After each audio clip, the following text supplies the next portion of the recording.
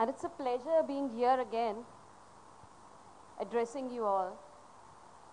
I really appreciate the endeavors of Indraprastha, because usually we make a mistake of separating the learning time and the play time.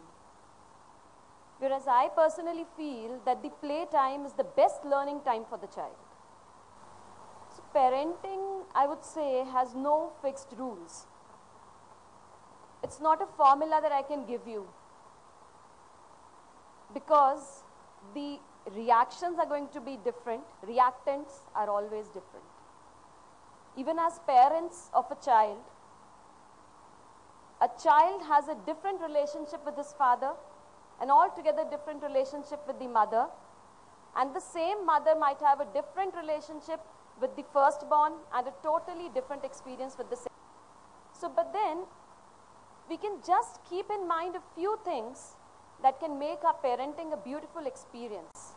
The times have changed and we need to revive our parenting skills. If we get stuck back in time, we'll not be able to build a good future for our children. In fact, I would say we'll not be able to build our children up for the future. So we need to be realistic in our parenting skills. We need to understand the need of the time. Once you want to convey your child something which is to be done or which is not to be done, the volume will never matter. There's no need to raise your volume. You just have to give reasons and be very calm. Because once you are shouting and you are yelling at the child, you are only teaching him how to get through your decisions, get through your opinions by raising your voice, maybe by raising your hand. So that's how you're just training the child. And when the child does that, don't complain. And then don't bring out your own issues in front of your child, and don't complain. The mother should not complain about the father to the child. The father shouldn't do the same thing for the mother to the child. Because you know what you are doing? Basically, the child will lose respect for both of you. And the second thing is, whenever you do something wrong, please apologize in front of your child. Don't cover up. Apologize in front of your child if you are wrong. And that way, your respect will increase in the eyes of your child. Don't try to be superhumans. No, we always tell our children, जब हम तुम्हारे जितने थे तो हम तो ऐसे करते थे अपने parents के, हम तो करते थे, and everybody knows what we did. Right? So, you know what you are doing once you say that? Instead of building a bridge between you and your children, you are building up a wall. Now both of you are at different frequencies. You are superhumans, and that poor thing, you don't even let him feel like a human. So I just don't want my child to, land up giving importance to the academically promising and bright careers, and give equal importance to whatever careers are available in this world. I just want her to develop a neutral, outlook towards everything that is coming across her. Neelima Buj. Okay, can we please have an applause for her? Thank you so much. I really celebrate this viewpoint, Neelima. I really do. See, we are concentrated on just two kinds of intelligence. One is about language, the other is about mathematics and science. Are we or are we not? And there are 9 kinds of intelligences. And it is a very sad scenario that in India we do not recognize them.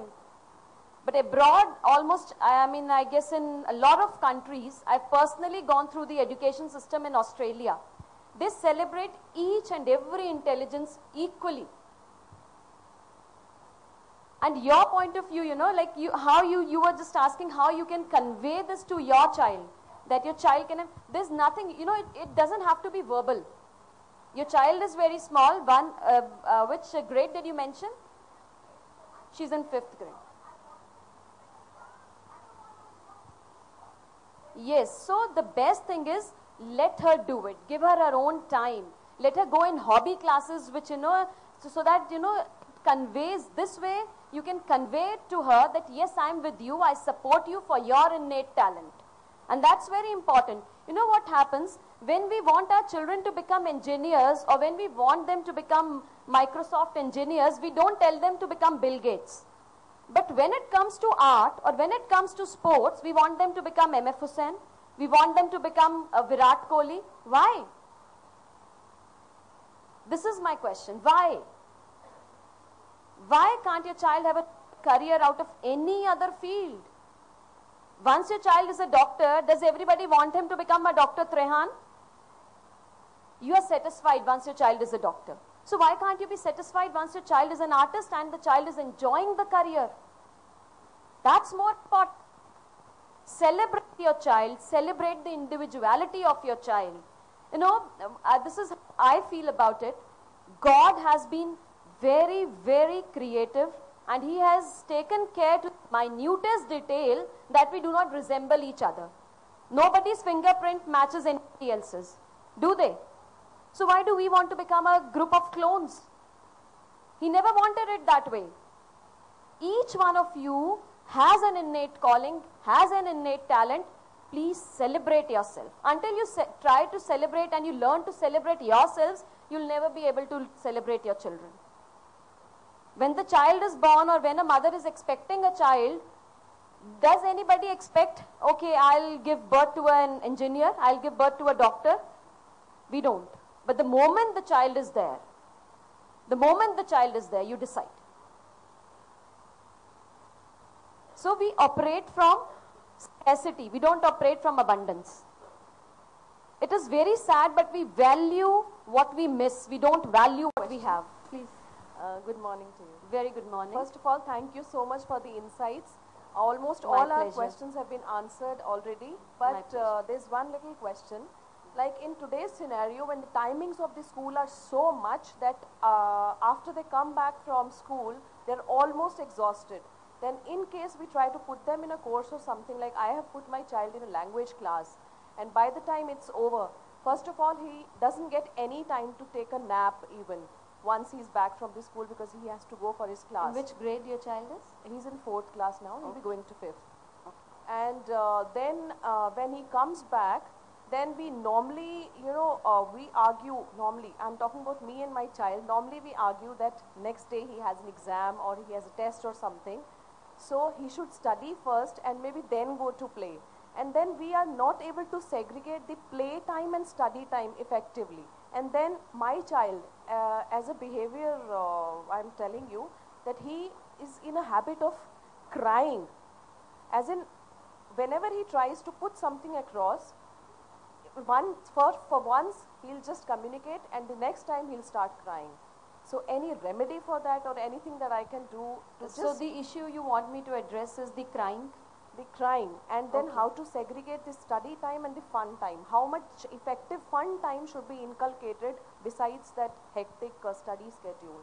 Okay. Now the most important thing here, that your child cries for whatever he wants to put across. You know, a very popular psychiatrist, he's Dr. David Viscott. You know what he said? So he said that the two feelings underlying a child being aggressive or being cranky is hurt and sadness. Even if your child is aggressive, your child cries, there are other children who, because of these two feelings, they become very aggressive. So both the things have the same reason. Now in your case, I find that the child is hurt and the child is sad just because he is not getting his time to play.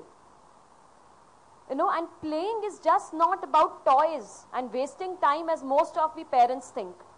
It is a child's way to unwind, to de-stress. And if we are not providing enough time to de-stress for a child, as it is you are realizing the long hours, the long school hours, though I believe that in our time also the school hours were the same. There hasn't been any change in it since the times I've heard even my parents and all. So the school hours, I guess, are the same always. It's about the after school hours. It's about the after school hours, how we are handling the children. Because schools, I believe, have become all the more lenient towards the children now. Especially the age group you are talking about. There are a lot of activities which have been taken up in a very playful manner. Very unlikely as it used to be in our times. So the schools are playing their part, I guess, but then at home we are trying to overburden our children. There was a patient in my clinic and she said, ma'am, since I've delivered my child obstetrically, Since then, I'm delivering her from, to and from a class. So this is the mistake we are doing. I guess at the age of 4, this is for everybody in general. I don't think a child requires any specific training academically. The schools are doing enough. And the languages can be improved. The only way, I mean, I'm talking about my own experience. It's better that you give him, provide him with books, whether it is English language or Hindi language, provide the child with the books, the easiest ones maybe, just to develop the interest. Because even the easiest ones, they provide good grammar. There won't be any grammatical mistakes at least. So your child will learn from there. He doesn't need any specific training. He might be just 9 or 10 years. That's actually all right. Just provide him books. And and do it in such a way, those books becomes a fun time for the child. So I think that's how you can just try this change. It works all. There is no need to bring these issues head on to your child. Right? There's no need to discuss whether once I take you out from there, what situation you are creating. When you say this directly to your child, you are telling him something which would be robbed of him. So that automatically creates fear. Don't bring this issue to him right now. First of all, what you have to do behind the scene work would be instill confidence in your child. Talk about everything that's good in your child. That should be true. It shouldn't be, like the child should feel, Papa to aise hi keh rahe hain mujhe khush karne ke liye. Should not be like that also. So you first honestly realize the good things about your child, discuss it often with him, and then try to inculcate a confidence in your child that, because of these qualities, wherever you go, don't talk about the school in particular. So wherever you go, you can make friends. Wherever you go, people will really like you. So instill that kind of a confidence. Later on at a stage, then you can bring up this issue. That's how you can go about it. So that the child is also feeling comfortable. And once I feel anybody who has confidence in himself, because this is the scenario even when he grows up. Nowadays you hear, in our times, it was like the times of our parents, it was that once you get in a government job, you're there for your life. Nowadays, especially the MNC culture, you keep moving the office space also, isn't it? So you have to be confident in yourself. You need to believe in yourself so that, you should be in control of the situations. You should have that feel that you are in control of the situation. The situation will not control you. So that's the kind of confidence. Build it in your child and then bring up the issue. I think there shouldn't be any problem. With this, I guess we should end this session. Thanks for being such a good audience. Thank you all.